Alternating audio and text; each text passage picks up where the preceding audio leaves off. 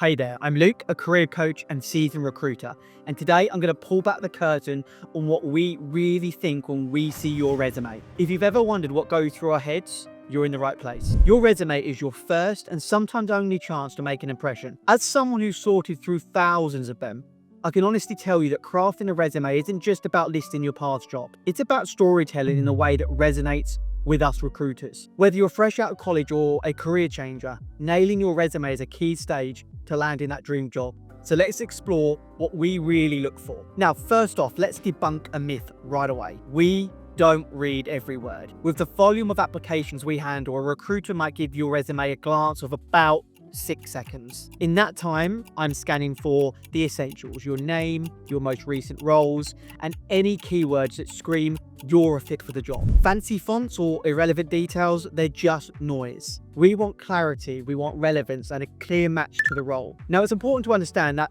this doesn't mean that your CV can look however you want. It does still need to be presented well, especially if you're sending it directly to the hiring manager. However, if you're just sending it to me or a recruiter, I can help format it in a way that looks professional, reads clearly, and screams that you're a strong fit for the role. But it's important that I can see you're a good fit as soon as the resume is presented to me. I can't tell you the amount of times over the years that candidates who are technically very good for a role send me resumes that don't state this and could easily be missed. Now, another big misunderstanding is that we're after the perfect candidate. Truthfully, I'm looking for someone who can manage most of the job's requirements with room to grow. We're in the business of finding potential, not just ticking boxes. And yes, while typos can be a deal breaker, my priority is always on the candidate's ability to do the job, not their spelling prowess. Once again, I can help you with this. Your career journey matters to me.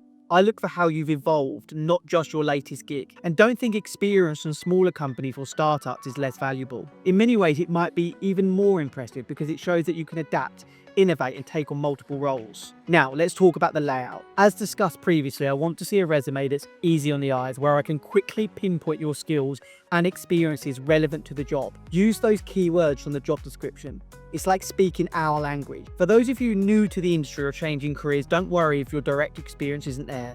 Just highlight what you've learned, projects you've worked on, or any internships you've done.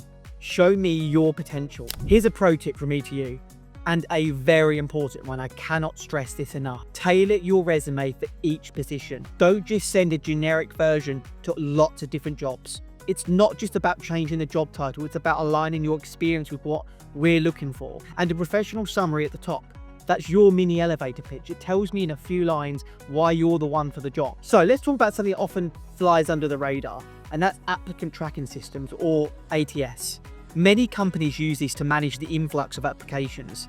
Here's how they work and why they matter for your resume. Parsing and scanning. When you submit your resume, it gets scanned by ATS software, which looks the keywords, it looks the job titles, skills, and education that might match the job description. If your resume isn't optimized for these, it might not even reach the hiring manager. Formatting. Now, ATS can struggle with complex layouts. Make sure you stick to simple, clean formats. Avoid headers, footers, or columns where possible because these can confuse the system. Keywords. Now, this is crucial. ATS uses keywords to rank resumes. So if the job listing mentions project management or SEO, and those aren't on your resume, it might get filtered out. File type.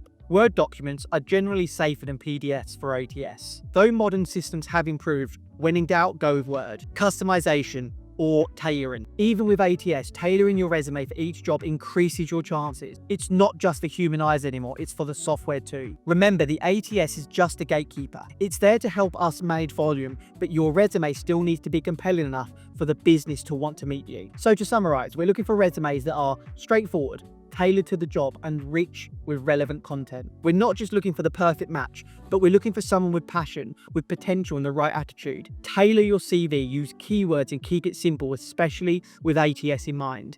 With these strategies, you're on your way to standing out in a recruiter's eyes. Thanks for joining me on this deep dive into the recruiter's mind. What's been your experience with resumes? Drop your stories or questions in the comments. And if you're new here, why not subscribe for more insider tips from a recruiter? If you feel you'd like more help on this, feel free to reach out to me. Keep leveling up your career, and I'll see you all in the next video.